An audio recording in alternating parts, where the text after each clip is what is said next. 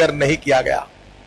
मैं कभी कभी हिसाब करता हूं कि यही 21 लाख करोड़ जो काला धन के रूप में बैंक में रखे हैं, विदेशी बैंकों में रखे हैं, और 4,38,000 करोड़ ये जो घोटाला सामने आया हुआ है, इसकी अगर हमने टोटल की जाए, इतना पैसा अगर देश में आता और देश के गरीबों के कल्याण के लिए खर्चा होता, तो मुझे लगता है इस देश की तस्वीर बदल जाती। करीब 10 से 15 करोड़ लोगों के लिए अच्छे मकान बन सकते हैं, हर गांव में अच्छे रोड बन सकते थे, 24 घंटे बिजली उपलब्ध हो सकती थी, हर तहसील प्लेस पर अच्छे हॉस्पिटल्स बन सकते थे, हमारे बच्चों को पढ़ाई के लिए engineering college, medical college, ITI, कोई वोकेशनल और प्रोफेशनल कोर्सेस गांव गांव तक पहुंच जाते, किसानों की आत्महत्या रुकती, सिंचाई के द्वारा करोड़ों एकड़ जमीन पानी के नीचे आती, एग्रो प्रोसेसिंग इंडस्ट्रीज का निर्माण होता, हमारे जो अनाज 58,000 करोड़ का पिछले साल सड़ गया है, हमारे फ्रूट्स वेजिटेबल रखने के लिए कोल्ड स्टोरेज नहीं है, अनेक गोडाउन्स बनते हैं, अनेक कोल्ड स्टोरेज बनते हैं, हमारे वनवासी, हमारे दलित बंधु, हमारे माइनॉरिटीज के बंधु, इनके कल्याण की अनेक योजनाएं यशस्वी होती, हमारा देश सुजलाम सुफलाम होता। पर बहनों और भाइयों, गरीबी हटाओ का नारा देकर कांग्रेस पार्टी चुनकर आई। पंडित जवाहरलाल नेहरू जी से लेकर मनमोहन सिंह जी तक, चाहे पंडित जी के बाद इंदिरा जी आई, इंदिरा जी के बाद राजीव गांधी आए, बाद में सोनिया जी और राहुल जी के साथ मनमोहन सिंह जी आए, कांग्रेस पार्टी ने लगातार गरीबी हटाओ का नारा दिया। 20 कलमी, 5 कलमी, 40 कलमी कार्यक्रमों की घोषणा होती रही। गरीबों के कार्यक्रमों को, गरीबों के कल्याणों के कार्यक्रम को बार बार कांग्रेस पार्टी ने कहा। भारत की जनता के मन में यह प्रतिमा निर्माण की कि कांग्रेस पार्टी गरीबों की पार्टी है, और भारतीय जनता पार्टी के बारे में यह जहर फैलाने की कोशिश की गई कि यह पार्टी सांप्रदायिक है, यह पार्टी जातिवादी है, यह पार्टी गरीबों के विरोध में है। 65 साल का लेखा जोखा क्या बताता है? इस 65 साल का इतिहास ये कांग्रेस पार्टी ने और कांग्रेस पार्टी के आर्थिक नीतियों ने देश के गांव, गरीब, मजदूर, किसानों के साथ बेईमानी और विश्वासघात किया, ऐसा इतिहास है। आज सब लोग दुखी हैं, जीना मुश्किल हुआ है, और कांग्रेस की विचारधारा, कांग्रेस की आर्थिक नीतियां पूरी तरह से विफल हुई है। अगर एक वाक्य में अगर कहा जाए तो wrong economic policies and bad and corrupt governance, visionless leadership और डिसीजन करने की कोई हिम्मत नहीं, इस प्रकार की सरकार, एक अकार्यक्षम भ्रष्ट सरकार इस देश में कांग्रेस ने दी, जिसका परिणाम यह हुआ कि देश का गरीब और गरीब होते जा रहा है, धनवान और धनवान होते जा रहा है, बेरोजगारों की संख्या बढ़ रही है, किसान आत्महत्या कर रहे हैं, और देश की आर्थिक हालत खस्ता बनी हुई है। बहनों और भाइयों, यह स्थिति किसने निर्माण की? इसके लिए कौन जिम्मेदार है? क्या CAG की रिपोर्ट कोई भारतीय जनता पार्टी ने निकाले हुए हैं? यहां तक आरोप किए गए कि CAG का जो डायरेक्टर है, उन्होंने विपक्ष के साथ, भारतीय जनता पार्टी के साथ साठगांठ करके रिपोर्ट लिखे गए। जो संविधानात्मक संस्था है, उसको जिस प्रकार से अपमानित किया गया, ये बहुत दुर्भाग्यपूर्ण है। डॉक्टर मुरली मनोहर जोशी जी के नेतृत्व में पब्लिक अकाउंट्स कमेटी में, इस सांसदीय लोकतंत्र में जिस प्रकार का तमाशा कांग्रेस पार्टी ने किया है, यह संसदीय लोकतंत्र को कलंकित करने वाली बात है।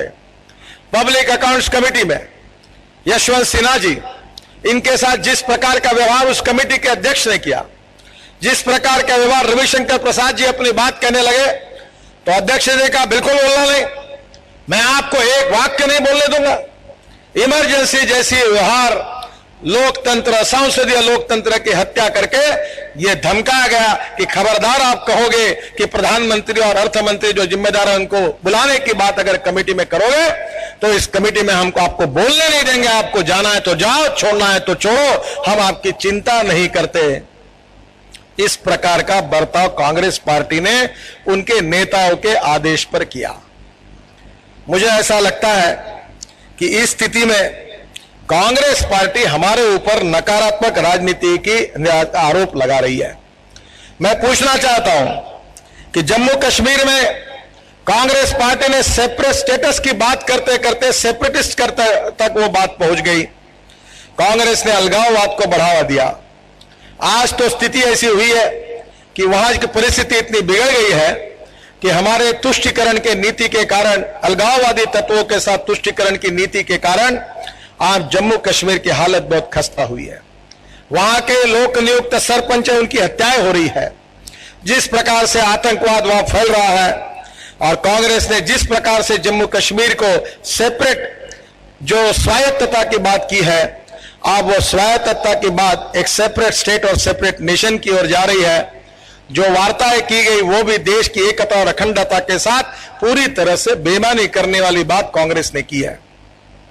भारतीय जनता पार्टी ने देश की अखंडता के लिए और एकता के लिए बलिदान किया है। डॉक्टर श्यामा प्रसाद मुखर्जी ने जम्मू कश्मीर के लिए अपनी जान की कुर्बानी दी है।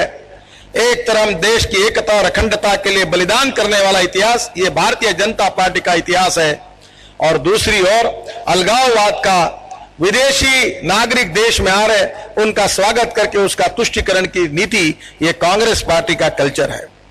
इमरजेंसी में लोकतंत्र को जब खतरा पहुंचा तब कांग्रेस पार्टी ने इस देश में तानाशाही लाने की कोशिश की और भारतीय जनता पार्टी ने लोकतंत्र को प्रस्तावित करने के लिए संघर्ष किया।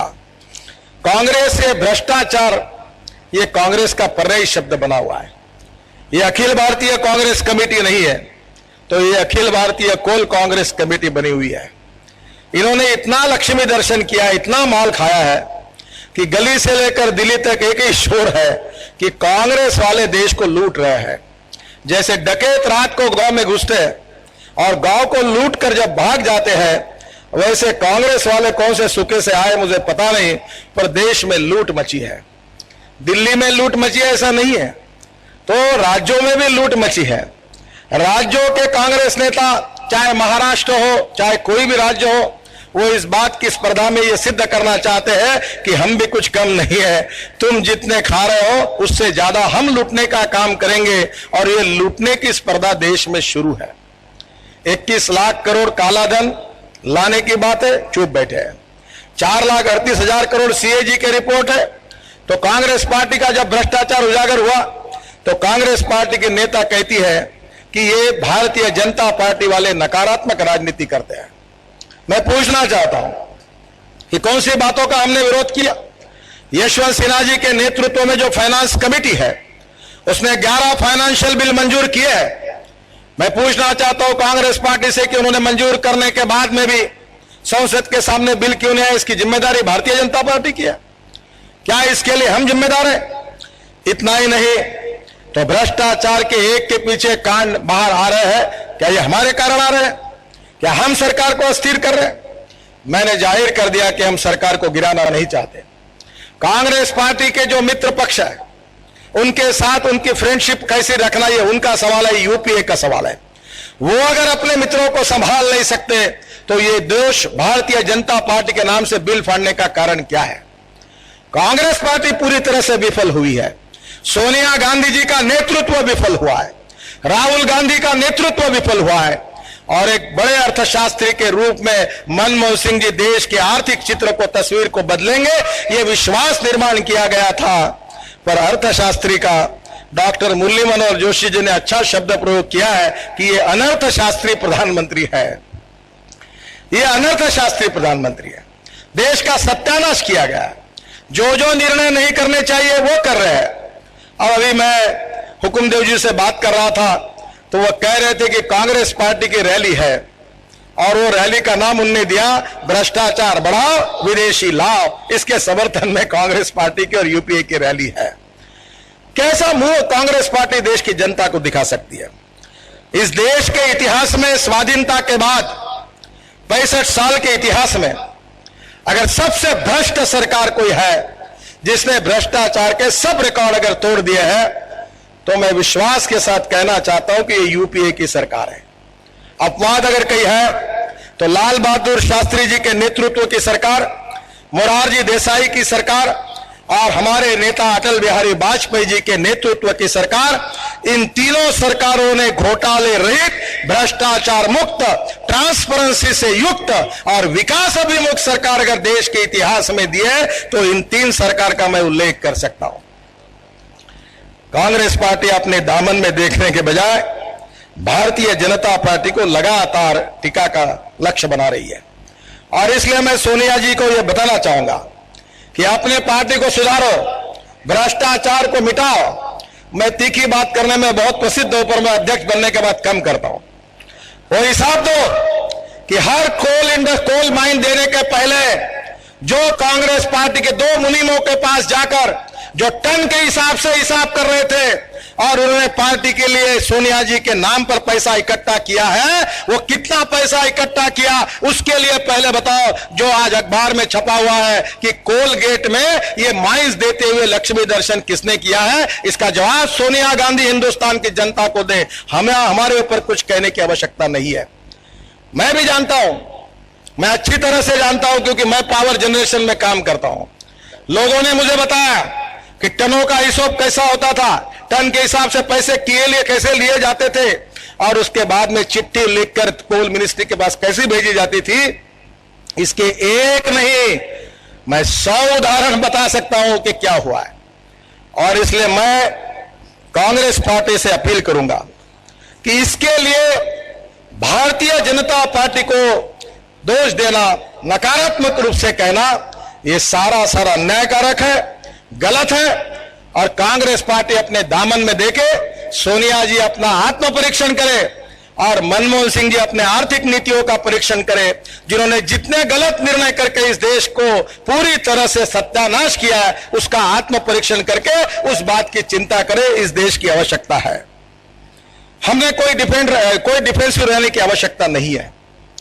मैं अक्सर एक फिलॉसफी पर विश्वास रखता हूं कि ऑफेंस इज बेस्ट डिफेंस।